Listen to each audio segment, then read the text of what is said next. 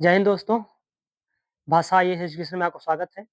जैसा कि हम लोगों ने पिछले वीडियो में मेटेरॉइड के बारे में पढ़ा और टोरिनो स्केल के बारे में पढ़ा। ये मैंने टोरिनो स्केल को अच्छे से डिटेल में पिछले वीडियो में बताया हुआ है।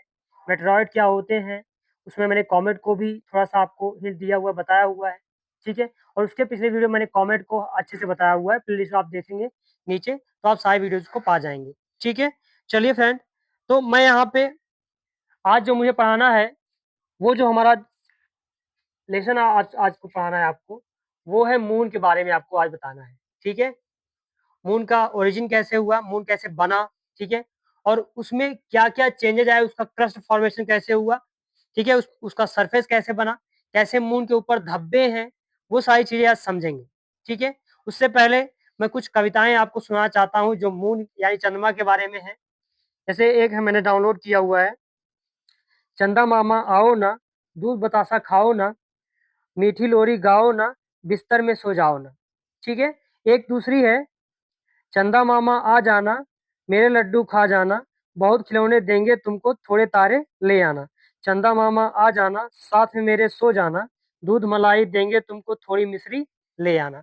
तो इस तरह से पहले जो है लोग बहुत सारी कहानियाँ बना कर के, बहुत सारे कविताएँ बना कर के बच्चों को लोरी के फॉर्म में सुनाया सुनाया करते थे, ताकि बच्चों को नींद आ जाए क्योंकि उस समय देखिए जो रात में कौन दिखता है? चंद्रमा दिखता है, तो हम चंद्रमा को बच्चे को दिखाते रहते हैं और धीरे-धीरे वो सो जाता है, नींद आ जाती है। आप लोगों ने भी ऐसा महसूस किया होगा, कभी-कभी आपकी मम्मी ने सुनाया होगा या चाची या चाचा ने अपने बच्चों को सुनाया होगा, आपने उनको सुनाते हुए सुना होगा, है ना? चलिए मान लीजिए ये दोनों आपने कविताएँ सुनी हो या नहीं सुनी हो मुझे नहीं पता, तो आपने एक तो ज़रूर सुनी होगी, है ना? चंदा मामा दूर के, पुए पकाए दूर के, आप खाएँ थाली में, मुन्ने खोजे प्याली में। इस चीज़ को आपने इस कविता को आपने सुना होगा, है ना? कहीं न कहीं सुना होगा, आपने दादी से सुना होगा, दादा से सुना होगा या फिर आपने अपने पिताजी से सुना होगा, भैया से सुना होगा, कहीं न कहीं किताबों में आपने पढ़ा होगा, क्लास 1 में, ये है ना? इस तरह से पढ़ा होगा आपने, ठीक है? तो आज समझते हैं तो ये जो चंदा है यानी मून है जिसको हम मामा कहते थे मतलब हमारे मम्मी-पापा जो बताते थे कि मामा, मामी ऐसा करके ना, चलिए समझते हैं यहाँ से। ओके फ्रेंड, यहाँ से देखिए सबसे पहले समझते हैं लोकेशन क्या है इस मून की, राइट? सबसे पहले समझते हैं लोकेशन क्या है। तो हम पहले क्या करते हैं, आपको मैं बताता हूँ, एक बार पूरा हम लोग जर्नी कंप्लीट करते हैं अपनी, कहाँ की? पूरे यूनिवर्स की। जर्नी अपनी कंप्लीट करते हैं एक बार। यहाँ पे देखिए यहाँ पे वो सिंगुलैरिटी पॉइंट था, जब ये फ्रेंड एक्सप्लोजन हुआ इसमें, तो ये चारों तरफ एक्सपैंड करना शुरू कर दिया। ये मैंने वीडियो में बताया हुआ है, बिग बैंग थियरी में आप देखेंगे तो इसको मैंने डिटेल में बहुत अच्छे से एक वन बाय वन स्टेप को बताया हुआ है, ठीक है? तो सबसे पहले यहाँ पे एक क्लाउड मैंने बताया हुआ है, बना हुआ है जिसमें क्वार्क्स था, इलेक्ट्रॉन थे, फोटॉन था, राइट? ये आगे बढ़ा तो यहाँ पे एटम बने, राइट? एटम बने, उसके बाद इन एटम से एटम को मिला करके क्या बना? मॉलिक्यूल्स बने, राइट? ये मॉलिक्यूल्स बने फ्रेंड, मैं यहाँ लिखता हूँ ठीक से, मॉलिक्यूल्स बने और यही मॉलिक्यूल्स जब कोएलेस हुए, है ना? कोलाइड हुए और यहाँ पे एक बड़ा-सा क्लाउड बना, ठीक है फ्रेंड? क्लाउड और ये क्लाउड कौन-सा था? मैंने बताया है proto galactic cloud, proto galactic cloud और इसी से फ्रेंड क्या बनी? गैलेक्सीज़ बनी। क्या बनी? गैलेक्सीज़। गैलेक्सीज बनी और अगर आप देखें तो यूनिवर्स में कितनी नंबर ऑफ गैलेक्सीज हैं? That is billions of, 100 billions of, यहाँ मैं लिखता हूँ बिलियंस अच्छे से, देखिए billions of galaxies, 100 billions of galaxies हैं, ठीक है? और इसमें क्या है, एक गैलेक्सी में 100 बिलियंस ऑफ स्टार्स हैं, ऑफ स्टार्स हैं, ठीक है? यहाँ तक क्लियर हुआ? बोलिए। अब मैं आपको बताता हूँ किस तरह से है, एक लाइन के थ्रू आपको मैं समझाता हूँ, देखिए समझिएगा। ये देखिए, यहाँ पे पॉइंट था वो सिंगुलैरिटी थी, ठीक है? यहाँ पे अगर आप देखें यूनिवर्स में तो कितने गैलेक्सीज़ हैं?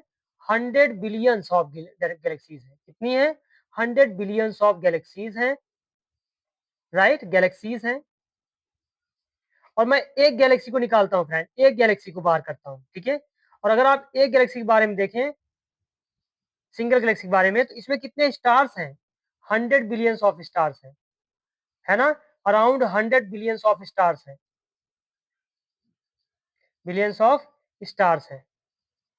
फिर अगर आप इसमें से एक स्टार को निकालिए, एक स्टार को, जैसे मान लीजिए हमारा सन है, तो इससे क्या बनाया हुआ है?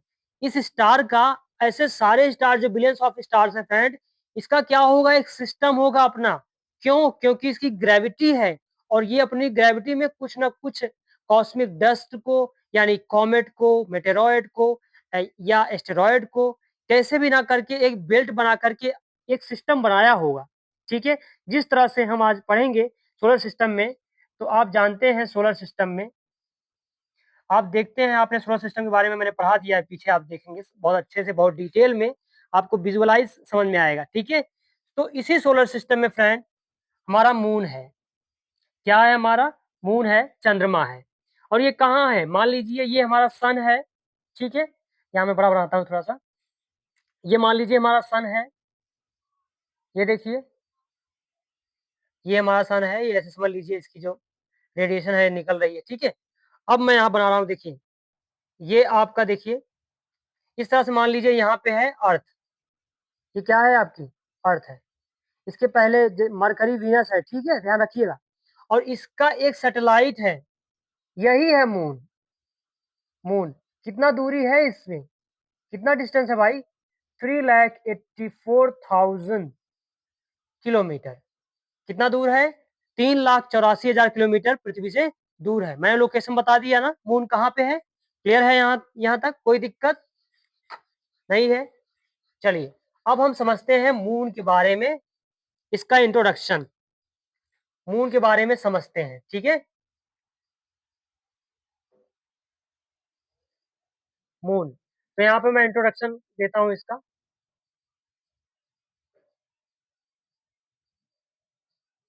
मून का देखो, तो सिंपल सी बात है, moon is only one satellite of the earth, है ना?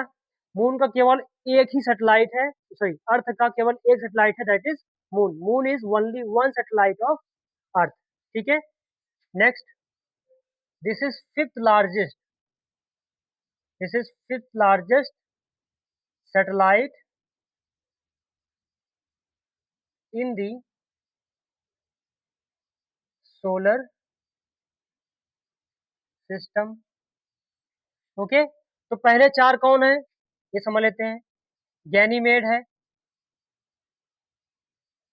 आप लोगों से एक क्वेश्चन है कि आप जो मैंने ये गैनीमेड लिखा हुआ है, ये किसका सैटेलाइट है? इसका नाम आप कमेंट बॉक्स में लिखेंगे कि कौन से प्लैनेट का ये सैटेलाइट है। ठीक है? सेकेंड है टाइटन, थर्ड है फ्रेंड कैलिस्टो, एंड फोर्थ है आईओ, और फिफ्थ है मून, सिक्स्थ है आपका, ये मून हो गया, और सिक्स्थ आपका है यूरोपा। ठीक है? सिक्स्थ यूरोपा है फ्रेंड। और ट्राइटन, ट्राइटन है, और ट्राइटन के बाद है आपका Titania, Titania, Rhea, and last है ओबेरॉन। तो आप लोग ये बताएंगे, ये देखिए क्रोनोलॉजिकल ऑर्डर है।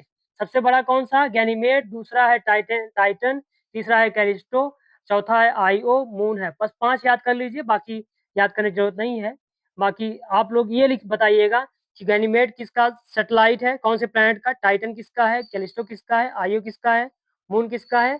ठीक है? आप लोग कमेंट बॉक्स में मुझे बताएंगे कि क्या है। ठीक है? तो आप यहाँ पे गैनीमेड लिखेंगे, और बगल में क्या लिख देंगे? उसका फर्स्ट लेटर लिख देंगे प्लैनेट का, तब भी मैं समझ जाऊंगा। ठीक है? क्लियर है? बोलिए, यहाँ तक कोई प्रॉब्लम बताइए।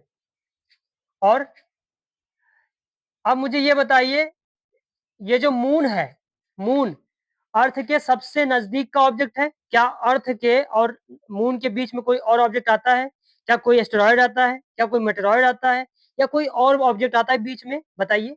भाई देखो, आर्टिफिशियल जो सैटेलाइट है उसकी अलग बात है। जो आर्टिफिशियल सैटेलाइट जो उड़ रही हैं हमारे अर्थ के ऑर्बिट में, वो अलग बात है। मैं ये बोल रहा हूँ नेचुरल कोई ऑब्जेक्ट है सेलेस्टियल बॉडी, जिसको मैन मेड नहीं, जो मैन मेड नहीं है, कोई है? तो आंसर क्या है? नो है।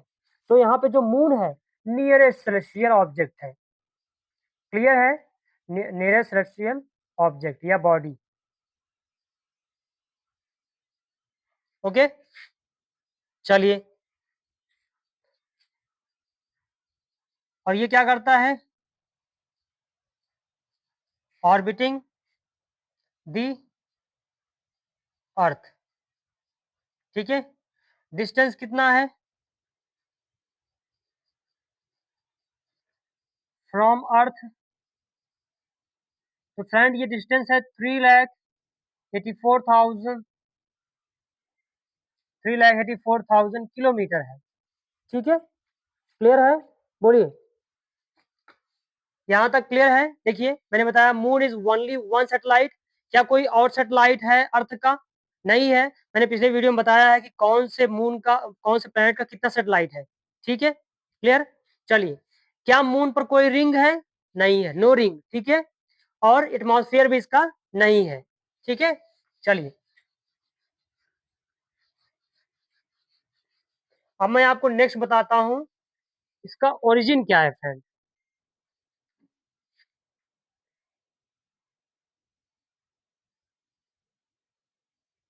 Origin of the moon means how how it form, किस तरह से ये फॉर्म हुआ। ठीक है, चलिए। तो हम समझते हैं कि इसका जो फॉर्मेशन टाइम है फ्रेंड, 4.5 बिलियन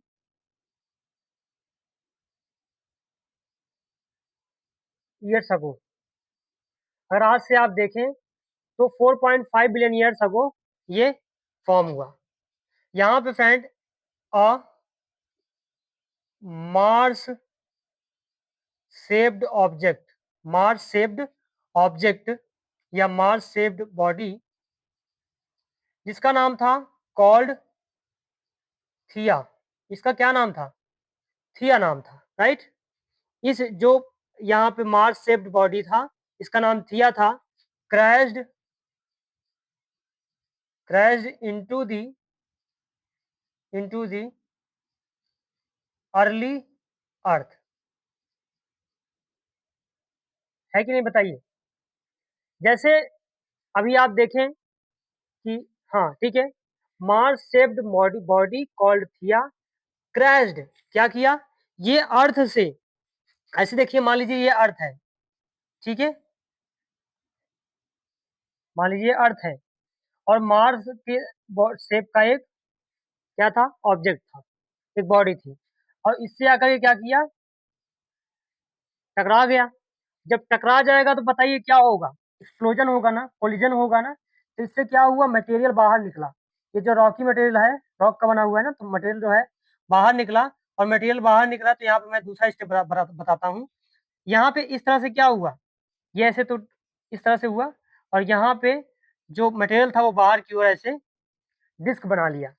ये बाहर की ओर क्या किया? डिस्क बना लिया। ठीक है, क्लियर है? बोलिए।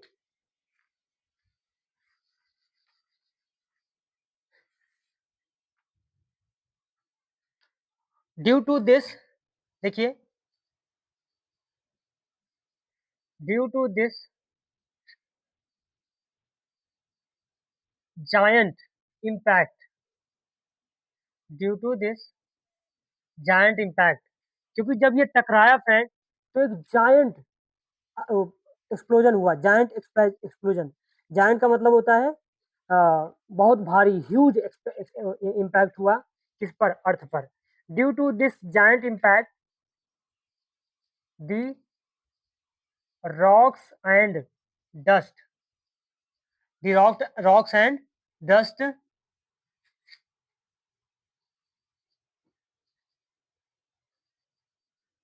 Throne thrown out thrown out into the into the space, into the space.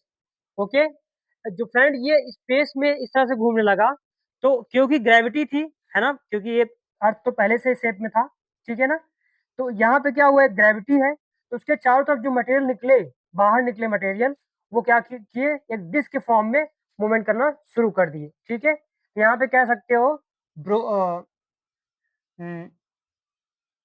Stretched या रोटेटिंग या revolving, revolving materials, materials, revolving materials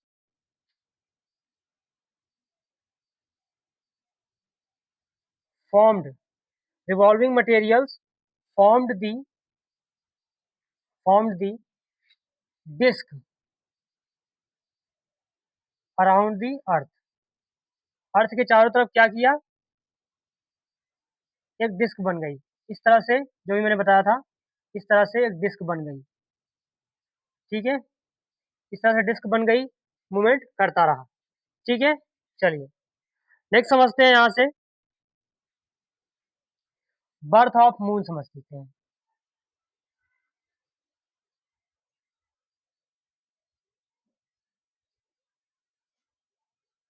ये बर्थ ऑफ मून कैसे हुआ, ये जो फ्रेंड ये आप देख रहे हो ना, ये जो स्प्रेड स्प्रेड आप देख रहे हो मटेरियल, ये क्या करता है, क्वेरेस करता है। तो यहाँ पे लिखते हैं रॉक्स या प्लैनेटिसिमल्स, प्लैनेटिसिमल्स लिख लो,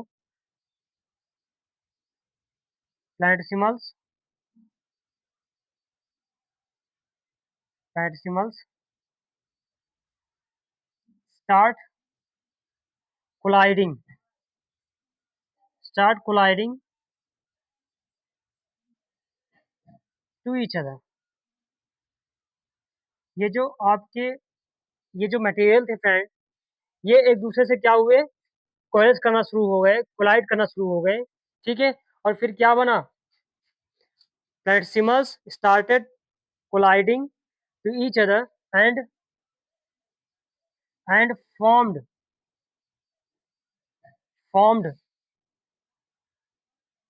मून, और इस तरह से मून फॉर्म हुआ।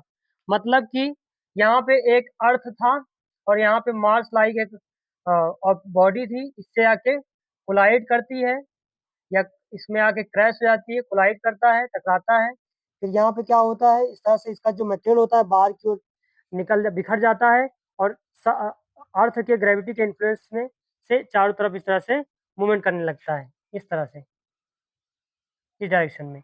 फिर क्या होता है, ये जो मटेरियल जो बाहर निकला हुआ है, ये एक दूसरे से क्या होते हैं, कोलाइड होते हैं, कोलाइड होने के बाद क्या बना देते हैं फ्रेंड, एक ऑब्जेक्ट बन जाता है इस तरह से, और यही है आपका मून, ठीक है। और आज देखेंगे तो आप मून इस तरह से अर्थ का चारों तरफ से क्या कर रहा है, रिवोल्यूशन कर रहा है, ठीक है, क्लियर है, बताइए। तो मैंने बता दिया ओरिजिन किस तरह से हुआ, कैसे ये फॉर्म हुआ। तो ये फ्रेंड एक थियरी है, इसके ओरिजिन के लिए थियरी क्या है, थियरी का नाम है जायंट इम्पैक्ट थियरी, और इसी को बोलते हैं बिग स्प्लैश थियरी। इसको किसने दिया, इसको दिया Hartmann, sorry, Hartmann and Davis ने कब दिया, 1970s। 1970s का मतलब होता है कि 70 टू 80 के बीच में, ठीक है, क्लियर है। यहाँ तक का कोई प्रॉब्लम, बताइए, मैं टाइम देख लेता हूँ थोड़ा सा। ओके, ओके फ्रेंड, यहाँ तक का ये हो गया। चलिए, तो आपको मैंने बताया कि किस तरह से मून का बर्थ हुआ, ठीक है, इंट्रोडक्शन बता दिया मैंने, क्लियर है कि कैसे ये moon 4.5 billion years ago form हुआ, ठीक है। इसका जो एज है क्या है, 4.5 बिलियन ईयर्स का ये भी है, ठीक।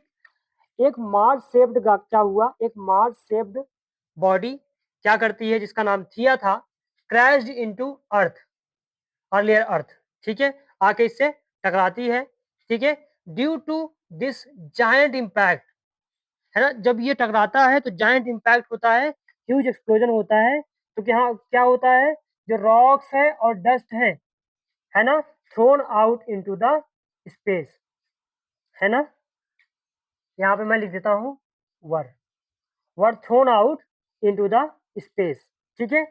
फिर क्या हुआ, रिवॉल्विंग मटेरियल्स, जो यहाँ पे क्या हुआ, ड्यू टू ग्रेविटी, यहाँ पे आप ऐसे लिख सकते हैं, due to gravity the spread material starts revolving around the earth, revolving materials formed the disc around earth, है ना। अभी मैंने समझाया था आपको कि किस तरह से जो मटेरियल थे इस तरह से डिस्क बना लेते हैं, जो रिवॉल्विंग मटेरियल थे डिस्क बना लेते हैं, ठीक है, डिस्क के फॉर्म में।